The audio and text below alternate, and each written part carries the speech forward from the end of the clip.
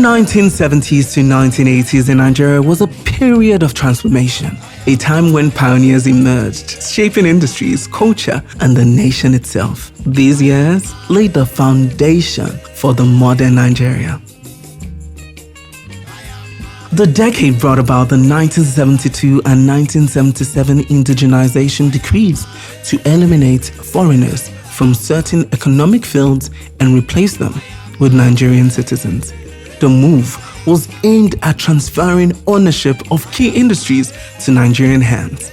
While the policy sought to empower local businesses, it also brought its challenges. The discovery of oil in the Niger Delta and the subsequent oil boom in the 1970s transformed Nigeria's economy overnight. Suddenly, a nation reliant on agriculture found itself awash in petrodollars. Under this new prosperity, new giants were making their way into history.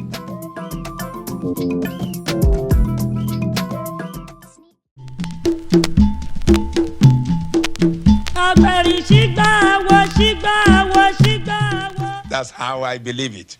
It may be social, may be religious, may be folkloric, and may be political if you like. But to me, the theater is to reflect the image of the society in which we live.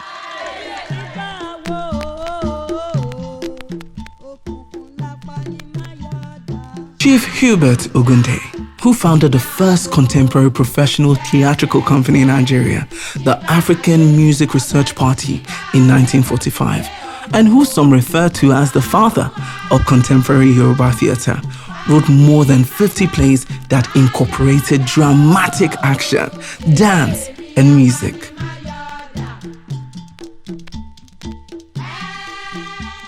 Upon breaking away from staging plays based on Christian themes, Chief Ogunde toured the country addressing broader topical issues that were said to reflect the political and social realities. This was during the era of nationalism, and Ogunde was fully involved in the process through his theatre, working with other nationalists such as Samuel Akinsonya and Ernest Ikoli. Ebun Clark, the first Nigerian professor of theatre arts and Chief Ogunde's biographer, noted that the plays were meant to instill cultural pride into Nigerians so they could realize that colonial rule had to stop. In February 1964, Chief Ogunde staged Yoruba Ronu at the Obieson Hall, Ibadan, a play that earned him the wrath of Chief Akintola, Premier of the Western region. The play narrated the story of a good king betrayed by his deputy, which mirrored the popular sentiment about the ongoing crisis in the Western region. In the play, the deputy was eventually disgraced and killed.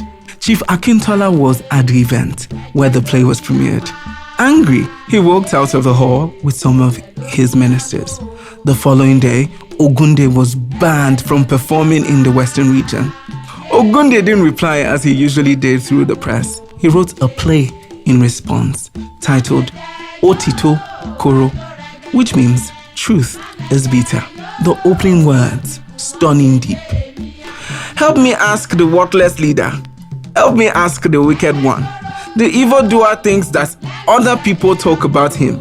If you are not treacherous, why are you afraid of my songs? You fraud. You break down other people's houses to build your own. You appear like a gentle ram. If you are bought by some, you can be bought by others. The world loves liars. The world hates the truth. The day of vengeance is coming. We know it is very near. 2 years later, the military government revoked the ban in February 1966. By 1967, the Ogunde Theatre had developed into an institution, performing at the Expo 67 in Montreal, Canada, and the Apollo Theatre in Harlem, New York City. In 1968, Ogunde Theatre was also invited to perform at the International Legoland, Eastford, North Wales, and Fairfield Hall, Croydon, Great Britain. In the same year, he produced Ire Olokun, Keep Nigeria One, and Mama Eko. In 1969, the theatre reached an important important milestone when he took the 45-meter dance troupe to perform extensively in Europe with a special production called O Ogunde. While in London, he produced Obata and Ogunpari, which means war is over. Also, Ogunde Theatre performed in Milan, Italy. He continued his prolific work in the 70s, producing plays, films, and innovative folk operas. As tastes continued to evolve, he moved from politically engaged plays to social commentary, adopting his concert party style. He performed regularly at the Federal Palace Hotel and at other high-end venues where he was popular with middle-class and rich patrons who had developed a preference for a new form of entertainment due to the oil boom. However, he still did not lose his audience in the rural areas. During an interview with the BBC, he famously declared, "My stories are for my people."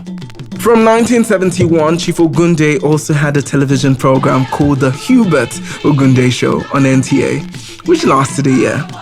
In 1971, he founded the Union of Nigerian Dramatists and Playwrights and became its first president.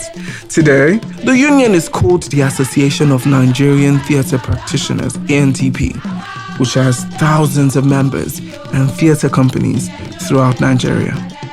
By August 1972, at the age of 56, Ogunde marked the 25th anniversary of his theatre company with the production of Aye. In 1979, Ogunde veered into movie production with the blockbuster film Aye.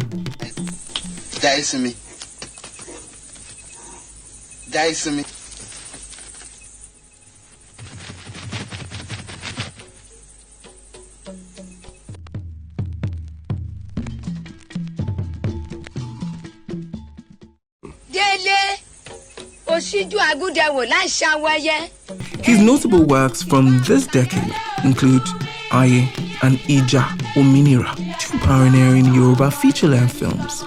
Between 1970 and 1989, Ogunde staged Iwenla, Iwagbemi, Onimoto, Kein Shokun, Muritala Mohammed, Oreniwon, Igba Tode, and Orisha Nla.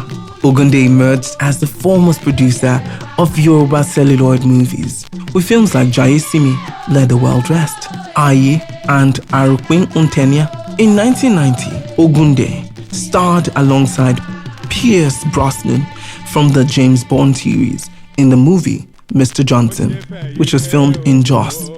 During the production, Ogunde fell ill and was initially taken to London, but requested to return to Jos just to fulfill his role and honor the agreements.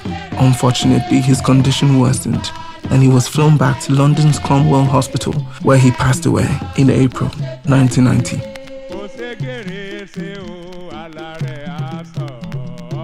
Ogunde's legacy. Hubert Ogunde was a true pioneer in entertainment and broadcasting. His work laid the groundwork for Nigeria's vibrant film and television industry. Many of Ogunde's early plays criticized colonialism, while his later works with political themes deplored inter-party strife and government corruption in Nigeria. Yoruba theatre became secularized by carefully blending astute political or social satire with elements of music, hall routines, and slapstick. His technique was to sketch out the basic situation and plot, then write down and rehearse only the songs of his plays. The dialogue was improvised, thus allowing the actors to adjust to the audience.